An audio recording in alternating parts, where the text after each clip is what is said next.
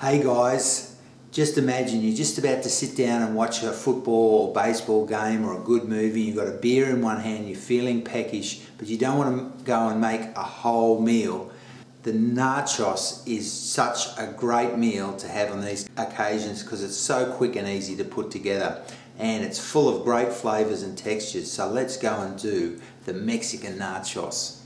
So here's our ingredients for our nachos, and I've got some red kidney beans, but you could use black or pinto beans. I've got some grated cheese. I've got 2 radishes that I'm just going to garnish, but you could use jalapeno chilies, some pickled ones, but that'll just look really nice. I've got some fresh oregano. You could use dried oregano. I've got some fresh chili. I've got a green capsicum. I've got some limes. I've got some spring onions.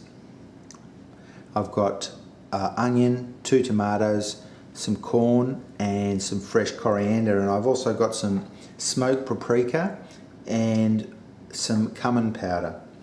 And I also make a guacamole, so check the link for that here. So for the full ingredient list and recipe, check the link in the description box below. So the first thing we're going to do is do the bean mix, and I've got a couple of tablespoons of olive oil. And I've got 1 onion there and some green pepper or capsicum. And I'm just going to add some salt. I'll add about a teaspoon of salt. So this has been on for about 4 minutes, and I'm just going to add 2 cloves of garlic and my chili.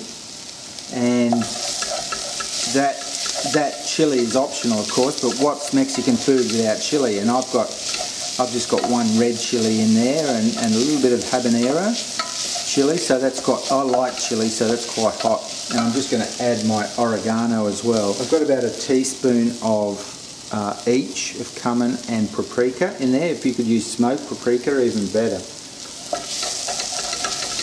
And this has been on a high heat since the beginning, so I've really maxed the heat up on this.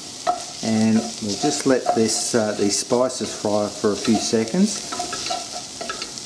So I'm now going to add my beans, 2 cans, and 2 cobs of corn that I've taken the kernels off. You could use a can of corn if you don't have fresh corn.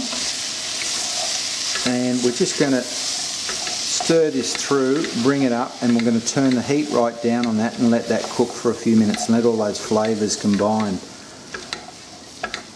So I just put some liquid in from the leftover liquid from the beans, and if you haven't got any of that, just use a little bit of water. And we're just going to let this cook up. I'm going to turn this down onto a low heat and let that cook for, say, 15 minutes. So while the bean mix is cooking on the stove, I'm going to make my tomato salsa and guacamole. And for the guacamole, do check the link for that. And I've got 2 ripe red tomatoes that I've chopped very finely. And I've got a small bunch of coriander that I've also chopped very finely. That's also 2 green onions there. I've de-seeded a chili. And I've got the juice of 1 lime here, quick grind of salt, and we'll just mix this gently through, and that's how quick and easy our salsa is to prepare. So here we have some GMO-free corn chips from Byron Bay, so I'm going to add these first to our nachos, and I'm just going to add about 1/3 of those at the beginning.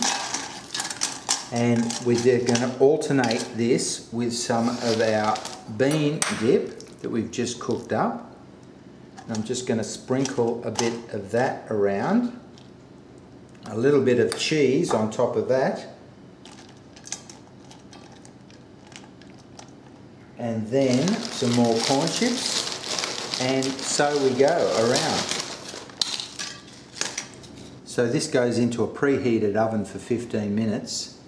Or until the cheese starts to melt all over those corn chips. So here we have our nachos just from the oven. That was only in there for about 8 to 10 minutes. And basically the cheese melted and everything's hot in there. And I'm just going to add my some salsa to this, and some guacamole, and of course you can add sour cream to it. So I'm just going to put some nice radish on here, and I'm going to take this and sit down and watch a great movie. So I'll see you next time, guys. Don't forget to subscribe to my channel to be able to see all the new recipes when they're released. And to find out even more, visit my website. And also you can register for a free online cooking class there. And visit me on Facebook and Google+, and check out all my other great recipes on my channel.